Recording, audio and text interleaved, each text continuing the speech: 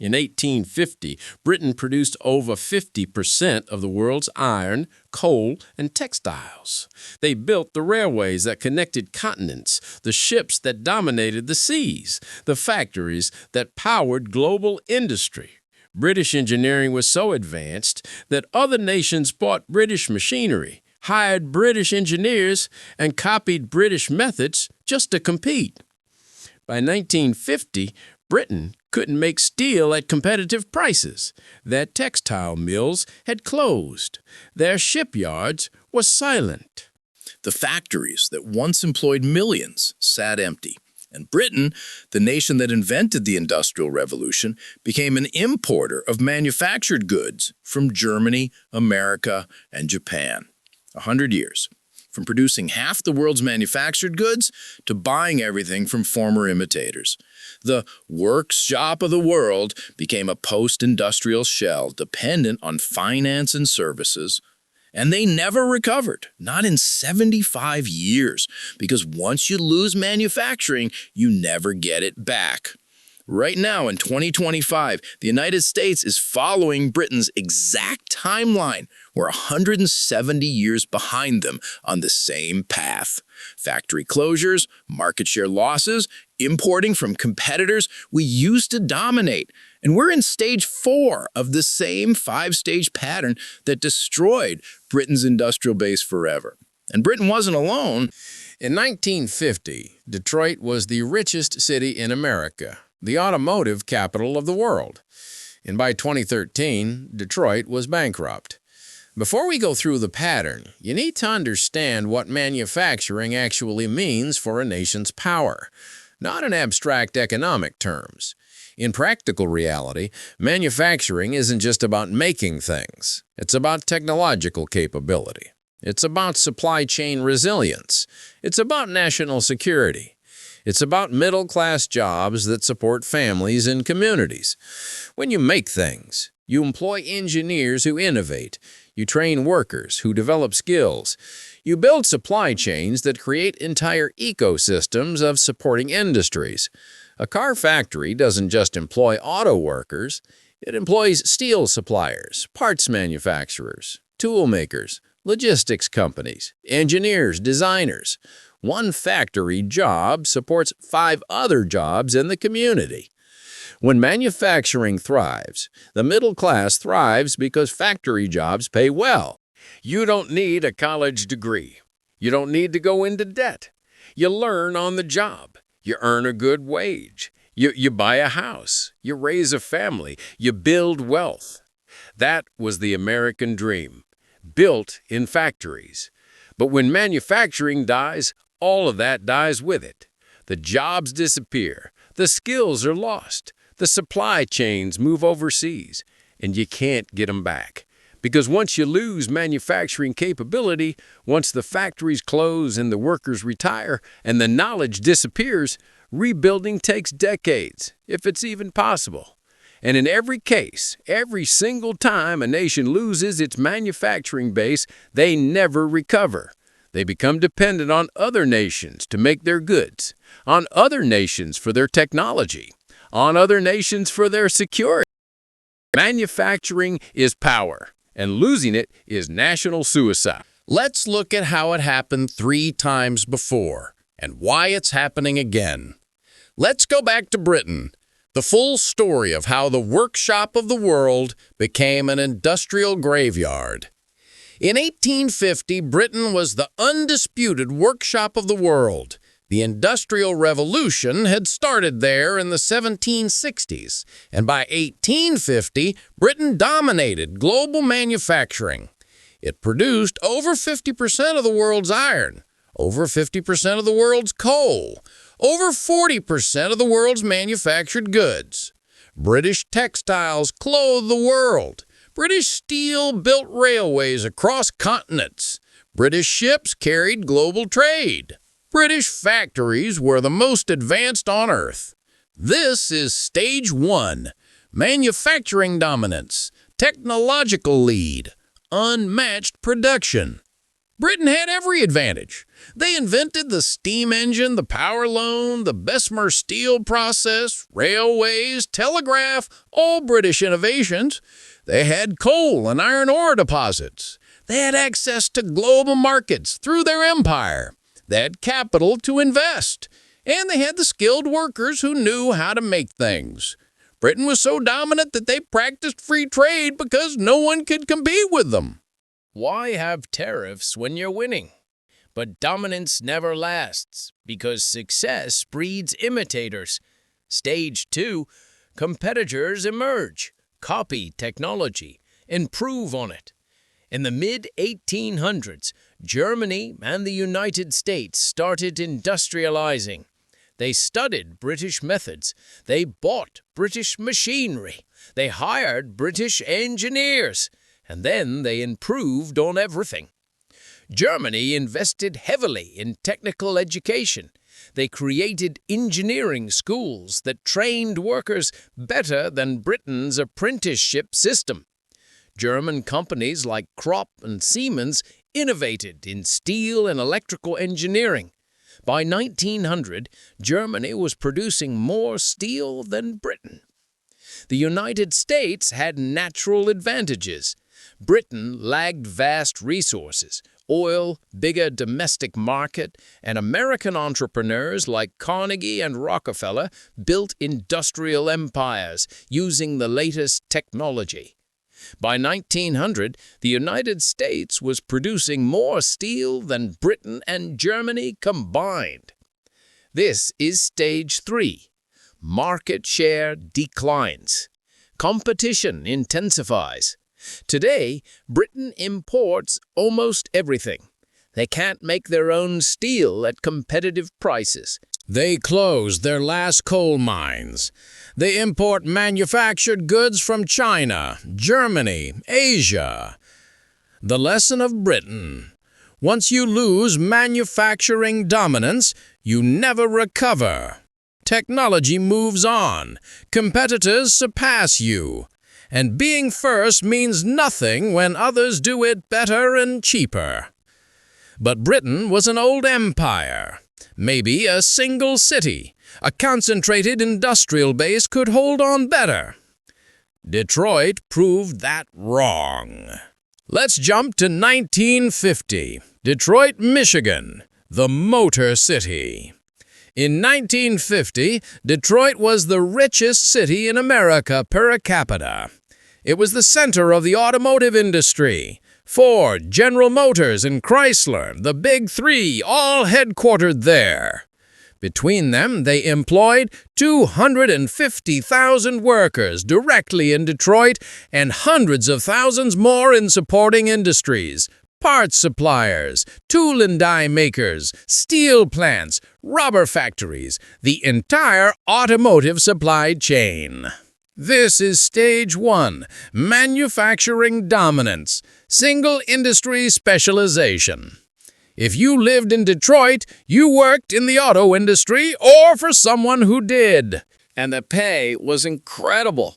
UAW union jobs paid $25 to $30 per hour in today's dollars, plus benefits, health insurance, pensions, job security. A high school graduate could get a factory job, buy a house, support a family, and retire comfortably. This was the American dream realized. Detroit's population hit 1.8 million in 1950, the highest per capita income in the nation. They built a highway system. Suburbs expanded. Downtown had theaters, department stores, restaurants. The city was booming. But dominance made them complacent. Stage 2. Competitors emerge, improve on the model. In the 1960s and 1970s, Japanese automakers entered the U.S. market. Toyota, Honda, Nissan. At first, Americans dismissed them. Small, cheap, low-quality cars. But the Japanese improved rapidly. They studied American manufacturing and made it better. They invented lean manufacturing, just-in-time inventory, Kaizen, continuous improvement, and they built better cars, more reliable, more fuel efficient, cheaper to maintain. When the 1973 oil crisis hit and gas prices spiked, American muscle cars became undesirable. People wanted fuel efficiency, and Japanese cars delivered. The Big Three kept building the same cars: large, inefficient, unreliable. They assumed American consumers would always buy American. They were wrong. Stage 3. Market share declines. Offshoring begins. By the 1980s, Japanese automakers had 30% of the U.S. market.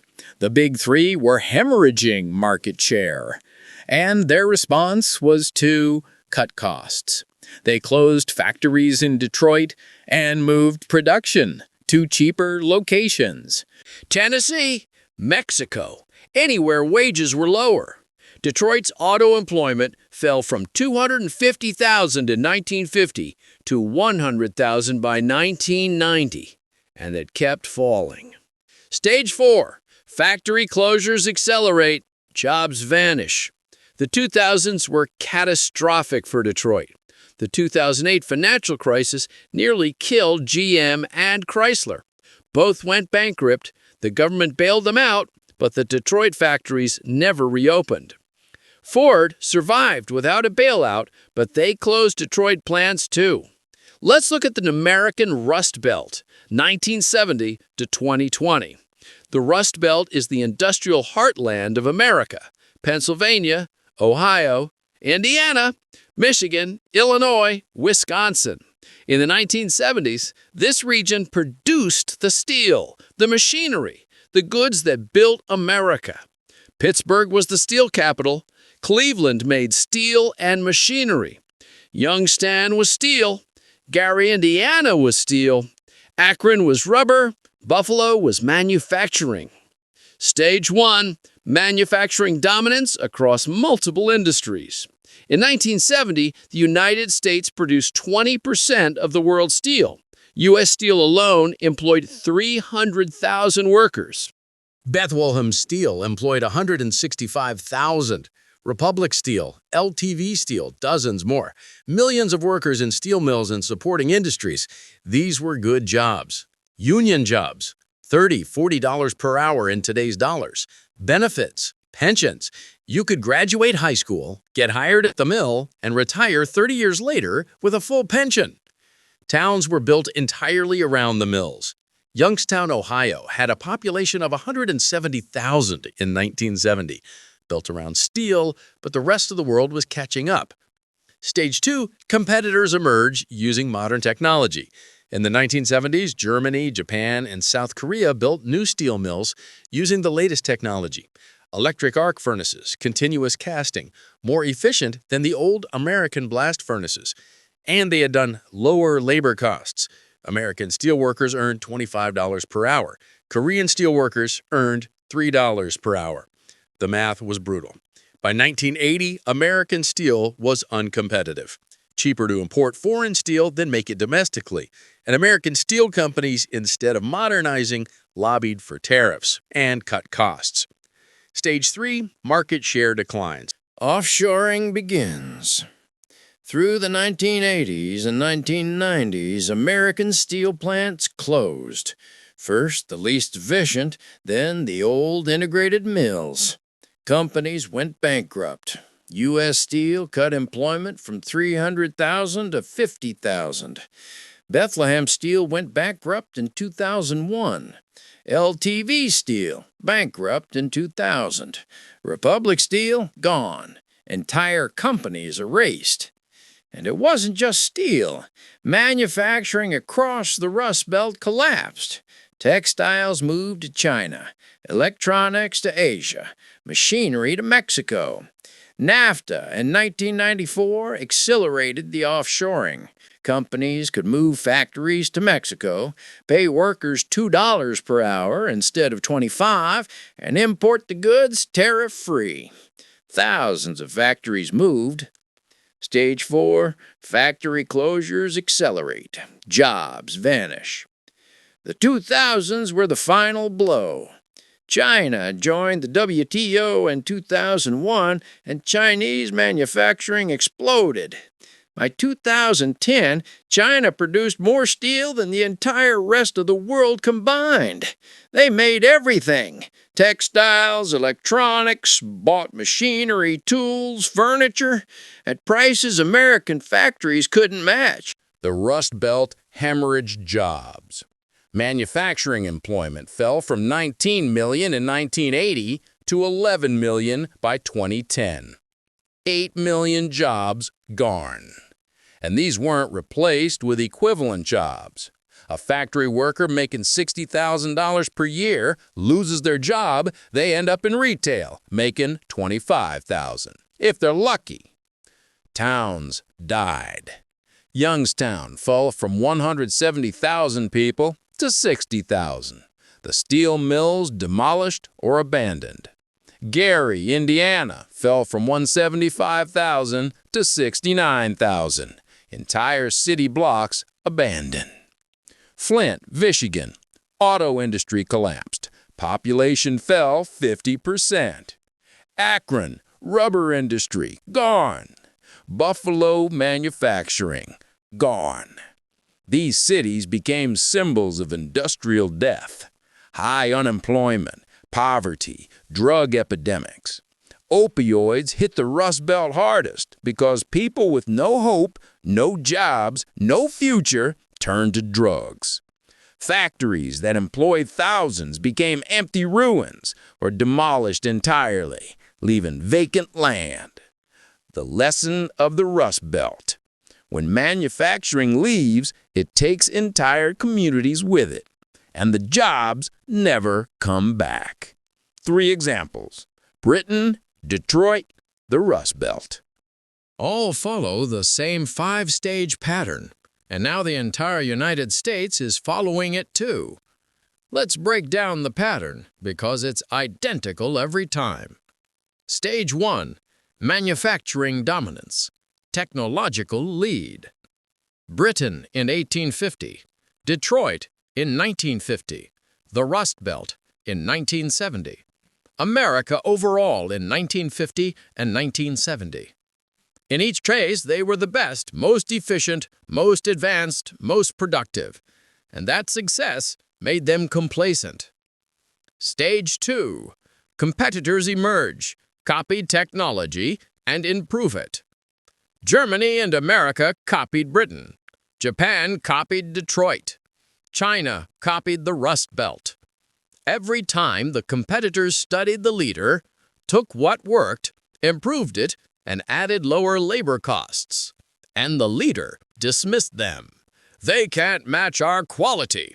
They'll never catch up. Wrong. Every time. Stage 3: market share declines. Offshoring begins. Britain lost market share to Germany and America by 1900. Detroit lost market share to Japan by 1980. The Rust Belt lost market share to China by 2000. And the response? Instead of innovating, cut costs. Instead of investing, move production to cheaper locations. This accelerates the decline. Stage 4: factory closures accelerate. Jobs vanish. Britain in the 1930s, 1950s, Detroit in the 2000s, the Rust Belt from 2000 to 2020. When the factories close, they don't reopen. The workers don't get equivalent jobs. The communities collapse. And America overall, we're here right now. Since 2000, America has lost 5 million manufacturing jobs. Factories have closed across the country. We now import $800 billion more than we export. Stage 5: complete deindustrialization, economic dependency. Britain reached this by 1950. They import almost everything. Detroit reached this by 2013. The auto industry is gone from the city. The Rust Belt reached this by 2020. The steel is made in China. The goods are made in Asia. In the United States, we're entering stage 5 right now. Manufacturing as a share of GDP. from 28% in 1950 to 11% today. Manufacturing employment fell from 19 million in 1980 to 13 million today. Even though the population nearly doubled, we've lost the capability to manufacture at scale. We can't make our own pharmaceuticals. 80% of the active ingredients in American drugs are made in China or India. During COVID, we couldn't make masks, ventilators, or PPE. We had to import from China. We can't make our own electronics. iPhones are designed in California, but every component is made in Asia. We don't have the supply chains or workers to make them here. We can't make our own steel. We import more steel than we make. China produces 1 billion tons per year. The U.S. produces 80 million. We're dependent. We can't build ships. China builds 40% of the world's ships. America builds less than 1%. Our Navy relies on ships built abroad. We can't make advanced semiconductors. Taiwan makes 90% of the world's advanced chips. If China takes Taiwan, we lose access to the chips that run everything. Cars, weapons, computers, everything. We've hollowed out our manufacturing base, and replacing it would take decades and trillions of dollars, if it's even possible, because the knowledge is gone. The workers who knew how to run the factories have retired or died. The supply chains have moved to Asia. The machinery has been sold or scrapped. You can't just flip a switch and restart American manufacturing. We've lost 50 years of capability, and the economic consequences are catastrophic. Trade deficit of $800 billion per year. We import $800 billion more than we export.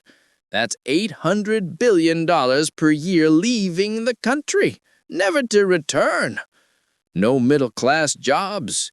Manufacturing jobs paid $60,000, $80,000 with benefits.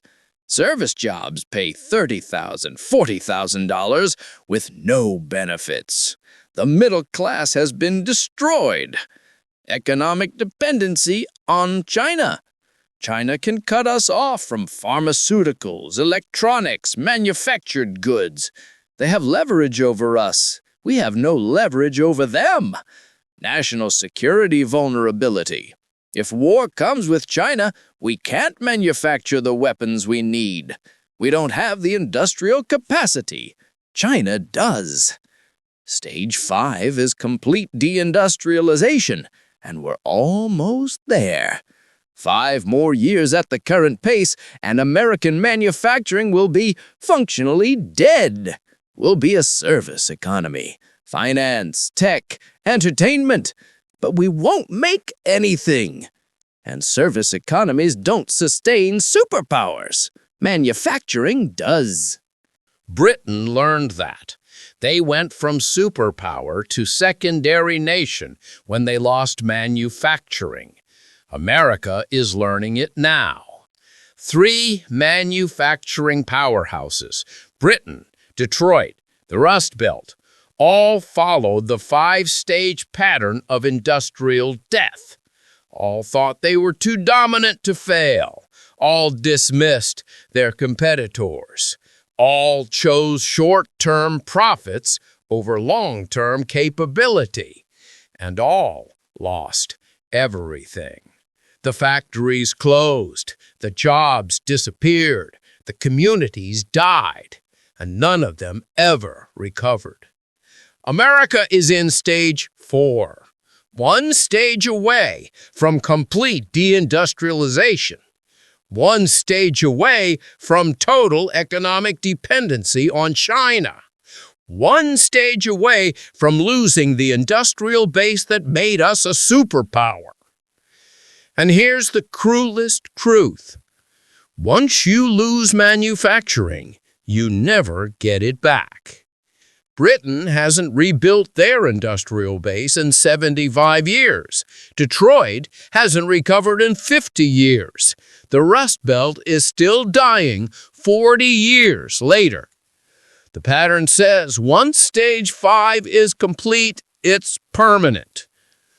3 warnings, 3 identical collapses, 3 examples of what happens when nations stop making things. And America is following the exact same path.